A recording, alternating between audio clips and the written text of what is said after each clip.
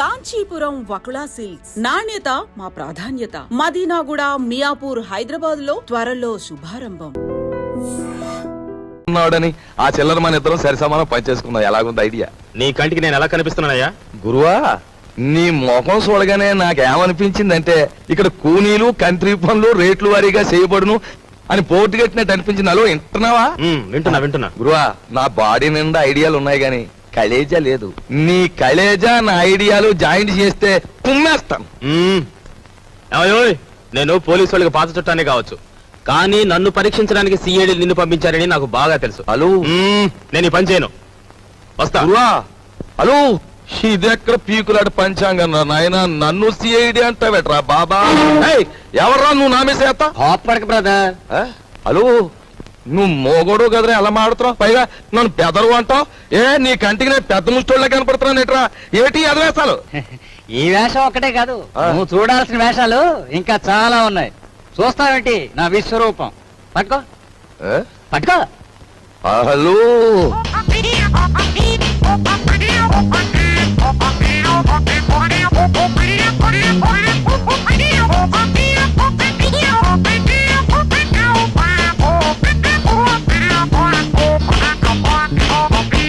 ఇప్పుడే అంట. నీ బాడీ అంతా చూసినా చేరు మాంసం ఉండదు, బుర్రలో ఎంత మాయ ఉందిరా బాబా. ఏ మాయే కాదు, మాయగాళ్ళకి మాయగాడు మా బాస్. మాయల పకిరిగాని చూపిస్తాను, పద. హలో, పద. నువ్వు ఎక్కడ ఉండు బ్రదర్.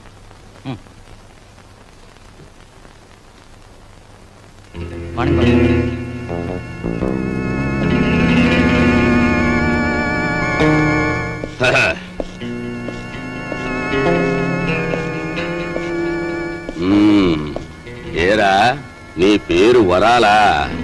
పేర్లోనే వరాలు ఉన్నాయి కానీ చేతిలో మొరమొరాలు కూడా లేవు. బాబు, ఈ కత్తి కంటే నీ నవ్వే భయంకరంగా ఉంది. ఇంత భయపడే ఎదవే ఈ ఎదవ పనులోకి ఎందుకు వచ్చావురా? ఎందుకు వచ్చానంటే, అలు అస్త్రాలు వదలడం అర్జునుడికి తెలుసు. అయినా ఫైటింగ్ సీన్ లో ఫ్రంట్ సీట్ లో కృష్ణుడిని ఎందుకు కూర్చోబెట్టాడు? ఐడియాలు ఎత్తాడని. మనసేంద్రి కూడా అదే గురువా.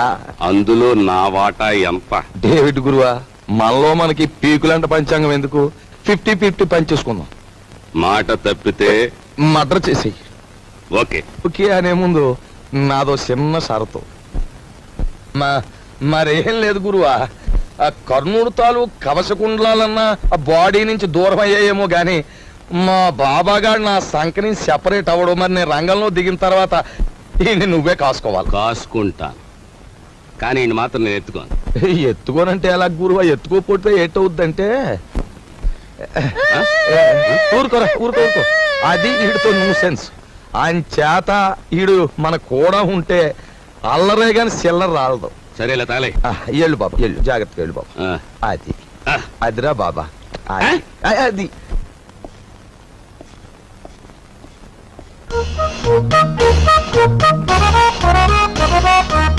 బాబు, నువ్వు చూసుకోవాల్సిన శాంతి అదే. బాగా చూసావా? నిజమే వరాలా, నువ్వు చెప్పినట్టు ఇద్దరు రూపురేఖలు ఒక్కలాగే ఉన్నాయి. నవకాయ బాబు, ఇది ఆఫీసు. ఇదిగో ఆయన వాకింగ్ చూసాం కదా, ఆయన టాకింగ్ కూడా విన్నాం. పద పద.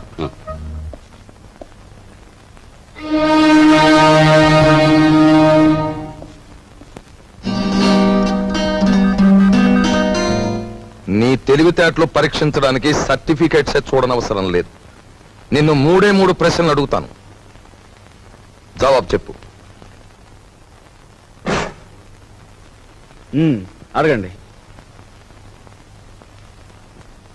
నంబర్ 1, తాజ్ మహల్ నిర్మాణంలో పాల్గొన్న కూలీలు ఎంతమంది? నంబర్ 2, రామాయణాన్ని వ్రాసిన వాల్మీకి భార్య పేరేమిటి? నంబర్ 3, 10 పైసల నాణానికి ఎన్ని వంకర్లుంటాయి? Come on tell me. చెప్పలేవా? ఇంత చిన్న ప్రశ్నలకే సమాధానం తెలియని వాడివి అసలు ఈ ఇంటర్వ్యూకి ఎందుకు వచ్చావు?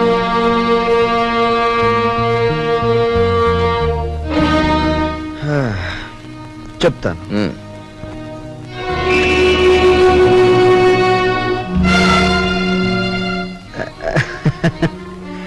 అనవసరంగా బెదిరిపోకండి సార్. ఇది నా 61వ ఇంటర్వ్యూ. అంటే నా సహనానికి షష్ఠి పూర్తి జరిగిపోయింది. అసలు నేను ఉద్యోగానికి పనికిరాను, లేదా నన్ను ఇంటర్వ్యూ చేయడానికి ఆఫీసర్గా మీరు పనికిరారో ఇప్పుడు తేల్చుకుంటాను. సార్, వాల్మీకి భార్య పేరు మీరు వినలేదు, నేను వినలేదు. కానీ పెళ్ళైన దగ్గర నుంచి మీరు మీ భార్యను చూస్తూనే ఉన్నారు. ఆవిడ చేతికి ఎన్ని గాజులున్నాయో మీరు చెప్పగలరా? ఓకే, 10 పైసల నాణానికి ఎన్ని వంకర్లున్నాయో నేను తర్వాత చెప్తాను.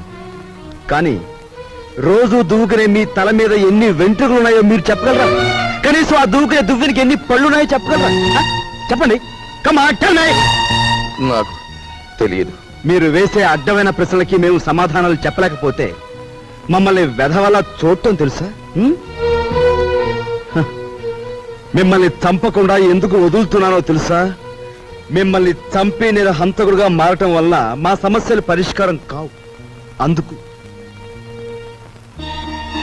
Good bye. ఉద్యోగాలు చేస్తున్న అదృష్టవంతులారా, మేము చాలా చాలా ఇంటర్వ్యూలకు వెళ్ళాం. అక్కడి ఆఫీసర్లు మమ్మల్ని ఎన్నో ప్రశ్నలు వేశారు. మేము సమాధానాలు కూడా ఎన్నో చెప్పాం. అయినా మాకు ఉద్యోగాలు రాలేదు. మీరు ఏ విధంగా ఉద్యోగాలు సంపాదించింది చెప్పి మాకు సహాయపడవలసిందిగా కోరుతున్నాం. మాస్టారు, మీకు ఉద్యోగం ఎలా వచ్చింది? మా మామయ్య గారు ఎమ్మెల్యేగా ఉండేవారు. సంతోషం. మీరు మాస్టారు, మీకు ఉద్యోగం ఎలా వచ్చిందో దయచేసి చెప్తారా? ధనలక్ష్మి పెంచింది. ఆవిడెవరు? ఆఫీసర్ గారి భార్య? ధనలక్ష్మి అంటే డబ్బండి. అదే లంచం అన్నమాట. అవునండి. నెక్స్ట్. సార్, మరి మీరు? వినయంతో కూడిన విద్య వల్ల వచ్చింది, కృషితో కూడిన దీక్ష వల్ల వచ్చింది. కృషితో నాస్తి దుర్భిక్షం, జపితో నాస్తి పాతకః అన్నారు పెద్దలు. కావచ్చు. కానీ మీకంటే ఎక్కువ విద్య ఉన్న మా యువతరానికి మీకంటే తక్కువ ఉద్యోగం కూడా ఎందుకు రావటుందో చెప్తారా? మీ యువతరానికి విద్య కంటే పొగరెక్కువ, వినయం కంటే విప్లవం ఎక్కువ, ఆలోచన కంటే ఆవేశం ఎక్కువ, బాధ్యతల్ని భరించటం కంటే హక్కుల కోసం పోరాటం ఎక్కువ. విద్యని వివేకాన్ని వీధులకిడ్చి మీ నిరుద్యోగానికి ఈ వ్యవస్థే కారణం అనుకోవడం తప్పు. ఉద్యోగం ఎలా వచ్చిందంటే మనలూతి కారేశాడు. ఈయనెవర్రా? మా నాన్నగారు. ఒకవేళ నీకేదైనా జవాబు తెలియదనుకో, అది కూడా వినయంగా చెప్పి తప్పకుండా తెలుసుకుంటాను సార్ అనాలి. రక్షయ్, అన్నట్టు ఇంటర్వ్యూ కార్డు జేబులో ఉందా? ఉంది నాన్న. నువ్వు పదవ. అలాగే పద. నువ్వు రావే. వస్తామ్మా. ఆ ఉద్యోగం రాక మరో ఇంటర్వ్యూ వస్తే అమ్మ శకునం మంచిది కాదేమోనని చెల్లెల్ని, ఆ చెల్లెలు కాదని ఇంకో చెల్లెల్ని, నాకు ఎదురొస్తే ఉద్యోగం రాదేమోనని మా బామ్మ కూడా పక్కకు తప్పుకుని, ఇలా ఒక్కొక్క ఇంటర్వ్యూకి ఎన్నో ఆశలు పెంచుకున్న మా వాళ్ళందరికీ వీడికి ఇక ఉద్యోగం రాదు అనే నిరసన భావంలోకి వచ్చేశారు. ఉదయం మా ఇంట్లో నన్ను చూసేసరికి సుప్రభాతం మరో రకంగా తయారైంది. నిఖిలాంధ్రదేశ నిరుద్యోగ మహాసభాధ్యక్ష, నిదురించు నీదు నిదురే గద లోకరక్ష, ఎంప్లాయిమెంటు ఎక్స్చేంజీలకే పరీక్ష, మా తండ్రి నిద్ర దేశానికి సుప్రభాతం.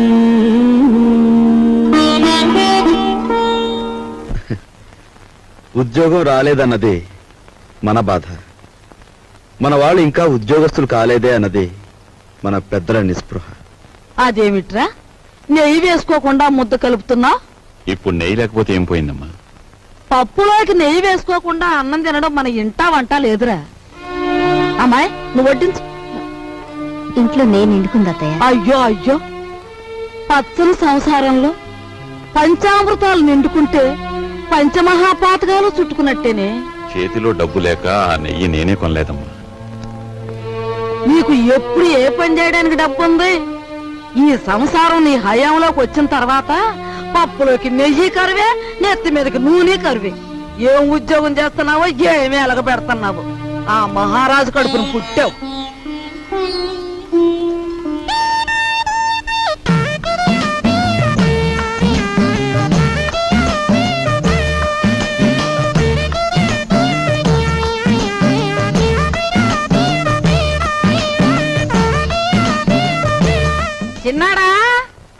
ఆఫీస్కి వెళ్ళడానికి మీ నాన్న తయారైతే ఇంకా ఏం చేస్తున్నావురా? తాతయ్య వదిలేసిన రామకోటి పూర్తి చేస్తున్నానే, వచ్చేస్తున్నా. మా నాయనే నీకున్న పాటి బుద్ధి పెద్దదుకుంటే ఈ పాటికి 2 జిల్లాల కలెక్టర్ అయ్యేవాడు. ఒరే నాయనా, ఆ రామకోటి సాయంత్రం పూర్తి చేతు గాని బడికి బయలుదేరు. ఏమండి, సరస్వతిని చూసుకోవడానికి వెంకటపతి గారు వాళ్ళు వస్తా ఉన్నారు. వాళ్ళు ఎప్పుడు వస్తారో ఆఫీస్ నుంచి వచ్చేప్పుడు కనుక్కురండి. అలాగే. అరే సరస్వతి, నువ్వు ఇక్కడున్నావా? అబ్బో, ఏంటే అట్ట మెలికలు తిరిగిపోతున్నావు? అబ్బో, దీనికి దూకుడు ఎక్కువైపోయింది.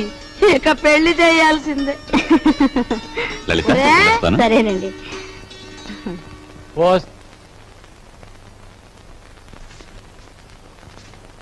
అన్నయ్య, నువ్వు మా అత్తవారికి బాకీ పడిన కట్నం డబ్బు చెల్లించలేదని మా మామగారు అత్తగారు నన్ను ప్రతి క్షణం రాచి రంపాను పెడుతున్నారు. నువ్వు వెంటనే ఆ డబ్బు చెల్లించి నాకు ఈ నరకయాతన తప్పిస్తావని ఆశిస్తున్నాను. ఇట్లు నీ చెల్లి సావిత్రి. ఉత్తరం ఎక్కడి నుంచిరా? సావిత్రి దగ్గర నుంచా? చెంచకుండానే ఆఫీస్ ఉత్తరంలే అమ్మా. ఏం రాపిగా, నీకు డబ్బులు ఇవ్వాలి కదా, 2 రోజుల్లో ఇస్తాలేరా? అట్టగేనండి. లక్ష్మి, వెళ్ళవే, రిక్షా ఎక్కువ. రండి.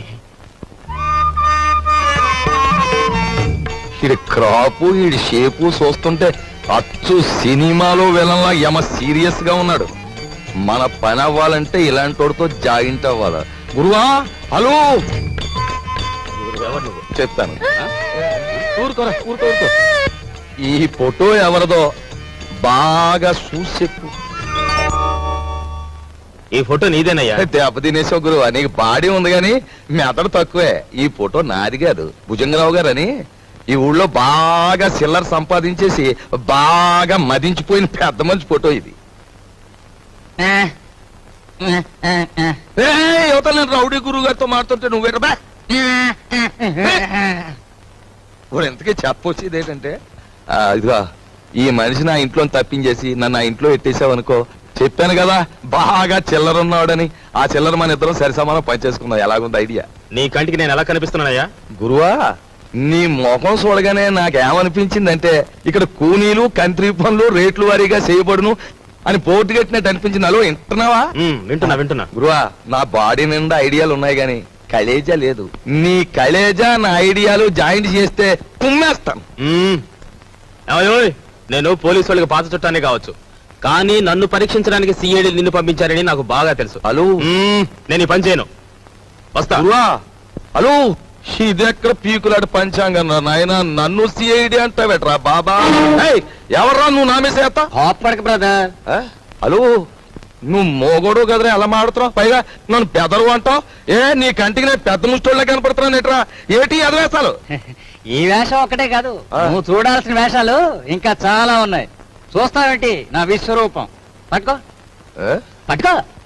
హలో,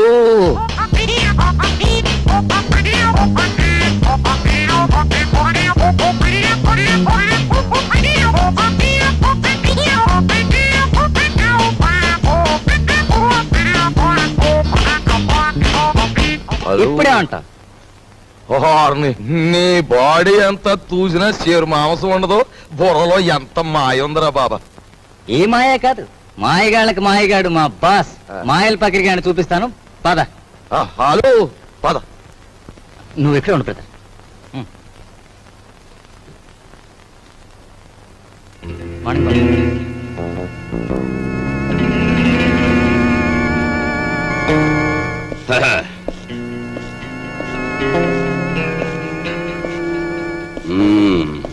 ఏరా, నీ పేరు వరాలా?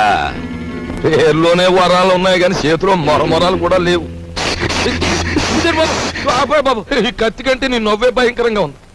ఇంత భయపడే ఎదవే ఈ ఎదవ పనులోకి ఎందుకు వచ్చావురా? ఎందుకు వచ్చానంటే, అలు అస్త్రాలు వదలడం అర్జునుడికి తెలుసు. అయినా ఫైటింగ్ సీన్ లో ఫ్రంట్ సీట్ లో కృష్ణుడిని ఎందుకు కూర్చోబెట్టాడు? ఐడియాలు ఎత్తాడని. మనసేంద్రి కూడా అదే గురువా. అందులో నా వాటా ఎంత? డేవిడ్ గురువా, మనలో మనకి పీకులంట పంచాంగం ఎందుకు? 50-50 పనిచేసుకుందాం. మాట తప్పితే మర్డర్ చేసేయి. ఓకే. ఓకే అనే ముందు నాదో చిన్న షరతు.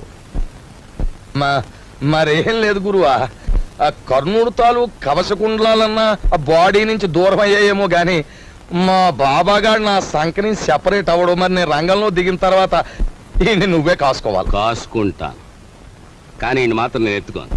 ఎత్తుకోనంటే ఎలా గురువా? ఎత్తుకోపోతే ఏటవుద్దంటే ఊరుకోరా, ఊరుకో. అది ఈడితో న్యూసెన్స్. ఆయన చేత ఈడు మన కూడా ఉంటే అల్లరే గాని చిల్లర రాలదు. సరేలా తాలే. ఎళ్ళు బాబా, ఎళ్ళు, జాగ్రత్తగా వెళ్ళు బాబా. అది అదిరా బాబా, అది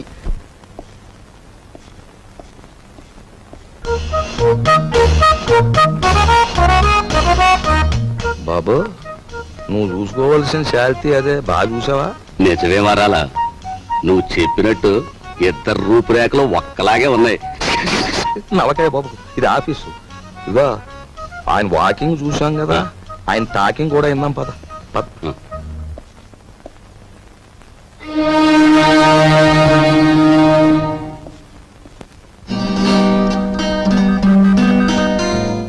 నీ తెలివితేటలు పరీక్షించడానికి సర్టిఫికేట్స్ చూడనవసరం లేదు.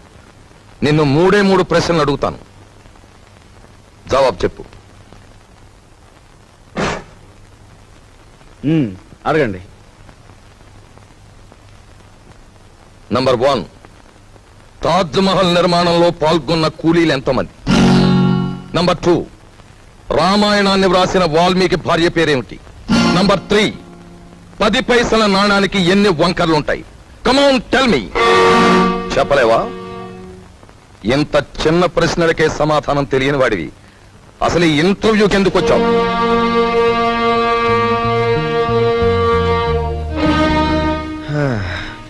చెప్తాను.